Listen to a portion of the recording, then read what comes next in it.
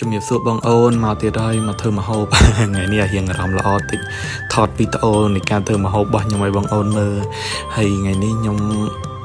មានម្ហូបពីរមុខមួយគឺស្ងោរថៃថាវមួយការ៉ុតឆ្អឹងជ្រូកខ្ញុំចូលចិត្តញ៉ាំបន្លែហើយមួយម្ហូបមួយមុខទៀតឆាខាត់ណាបងអូនហើយស្លហើយចឹងទៅក៏ទុកសិនព្រោះឆាយើងអត់តញ៉ាំចឹងមិនតអាចឆាឲ្យវាត្រជាក់មកលេងថៃស្នេះមាន 3-4 ក្បាលនៅផ្ទះដែរបងអូនអើយហ្នឹងហើយបងអូនចាំមើលស្វាយនេះគឺរដូវកាលនេះគឺផ្ទះខ្ញុំស្វាយហ៊ីហូតែបងអូនខ្ញុំឈប់ញ៉ាំហើយស្វាយទុំមានជាតិស្ករច្រើនណាស់នេះគាត់ខ្ញុំថតលេងឯងខ្ញុំប្រាប់អ្នកផ្ទះខ្ញុំមិនដែរថាឈប់ឲ្យញ៉ាំបើស្វាយជួតអីទេបើស្វាយផ្អែមវាមានជាតិស្ករច្រើនហើយនេះគឺចូលដល់មកវគ្គធ្វើម្ហូបវគ្គធ្វើម្ហូបរបស់ខ្ញុំគឺឆាខាត់ណាបងអូនអញ្ចឹងណាហើយការឆារបស់ខ្ញុំធម្មតាដោយបងអូនឆាទូទៅអញ្ចឹងទេគាត់ខាត់ណាអ្នកខ្លះគាត់រៀងកពុលដូចខ្ញុំសុកខាត់ណាសិនអញ្ចឹងបងអូនឲ្យគ្រឿងឥឡូវបងអូនជំងឺច្រើនណាស់គ្រឿងកុំដាក់ដិតពេក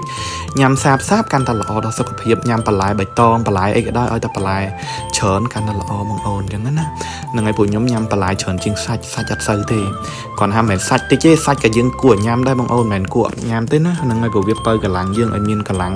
កាហែងគាត់ថាបន្លែក៏យើងត្រូវតែញ៉ាំដែរអ្នកខ្លះក៏ចូលចិត្តញ៉ាំសាច់ច្រើនជាងបន្លែអញ្ចឹងពេលពិនិត្យសុខភាពខ្វះជាតិបន្លែព្រោះបន្លែមានវីតាមីនច្រើនបងអូន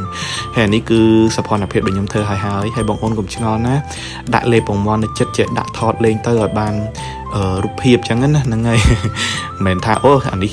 លើសឲ្យធ្វើម្ហូបឲ្យដាក់លេបពងមាន់នៅចិត្តអើយនឹងយើងអ្នកថតផលិតផលយើងចេះធ្វើលេងអញ្ចឹងទៅអរគុណបងអូន